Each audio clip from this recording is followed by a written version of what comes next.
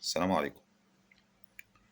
النهارده انا عايز اتكلم عن موضوع فلسطين وغزة وشعب غزة وتجويع شعب غزة، وافتحوا الحدود يا مصريين عشان نحرر الأقصى، وكل الأمور اللطيفة اللي احنا عايشين فيها بقالنا سنتين اهو. يعني أكتوبر اللي جاي خلاص نتم سنتين في هم وشتيمة وقلة أدب وقرف ومشاكل. الأول يعني للناس اللي ما تعرفش، رغم إن كل العالم عارف إن فلسطين دي دولة على البحر المتوسط، شمال شرق مصر،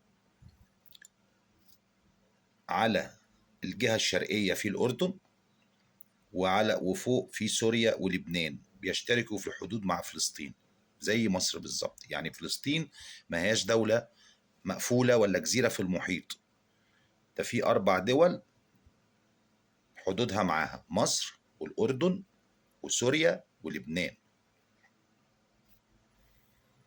التركيز كله على مصر. أصل مصر اللي مجوعة، مصر اللي محاصرة، مصر اللي قافلة الحدود، مصر اللي قافلة المعابر، مصر هي اللي بتفتري على الفلسطينيين، مصر هي اللي بتموت الفلسطينيين. ايه في ايه؟ ده غير بحر متوسط، ساحل بحر متوسط كامل يعني. يعني ده دولة بتطل على البحر وحواليها 4 دول. معبر رفح بس هو اللي عندكم فيه مشكلة، يعني انتم مش شايفين غيره على الخريطة؟ هو انتم مفيش حد عندكم عنده أطلس مبين الخرايط؟ احنا من آلاف السنين ما بنشوفش مشاكل ولا قرف إلا من الحدود الشمالية الشرقية، من أيام الحسيين والهكسوس والتتار والمغول. يعني كل القرف ده شفناه من الحدود دي. اه الحدود التانية في البرابرة وفي الكوش تمام، بس الحدود دي بالذات جه منها بلاوي بقالنا آلاف السنين.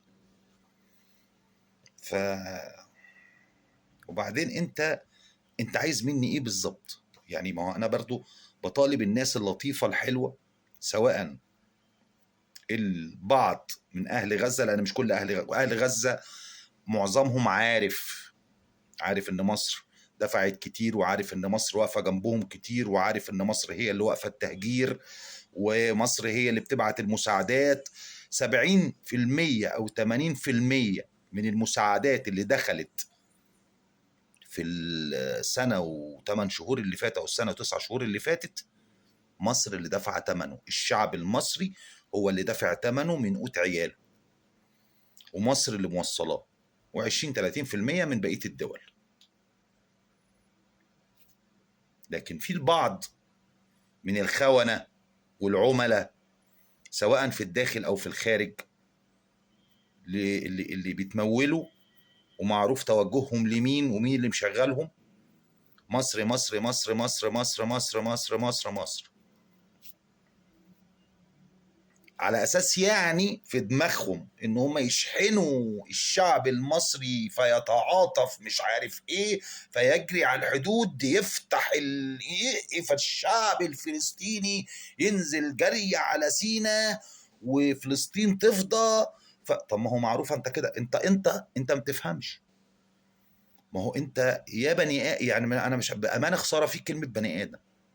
انت كده بتبين نفسك، بتقول يا جماعة والله أنا راجل عميل للكيان أساسا، لأن هو الكيان الوحيد هو وأمريكا اللي عايزين الحدود تتفتح عشان مصر تهجر الفلسطينيين وفلسطين كلها تبقى بتاعتهم.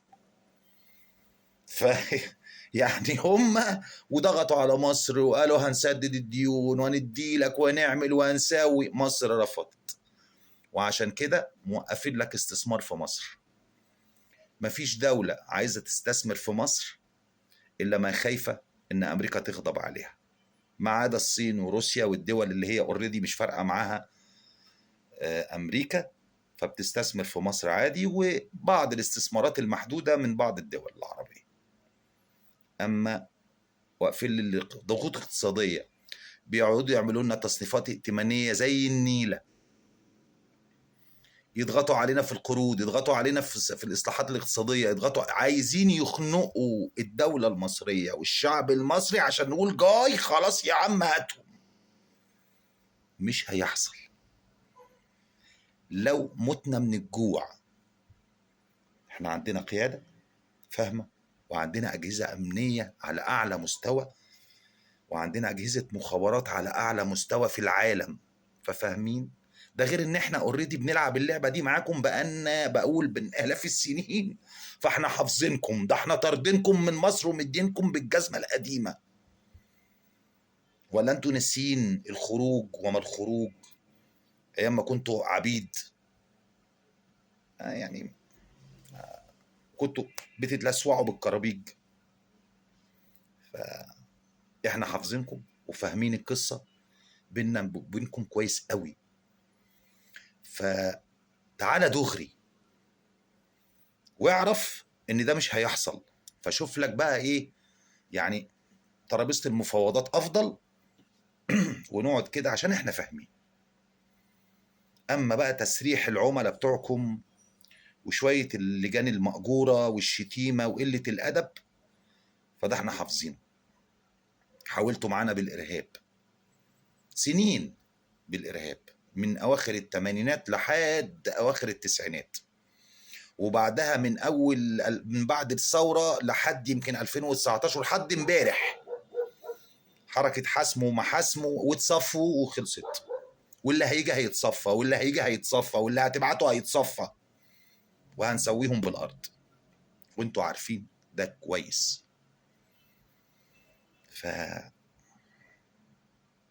الشعب المصري لحد النهارده وبتلعبوا معانا من آلاف السنين، انتوا مش حافظينه. عندنا مشاكل، عندنا مشاكل، بتضغطوا علينا اكتر عشان تزودوا المشاكل.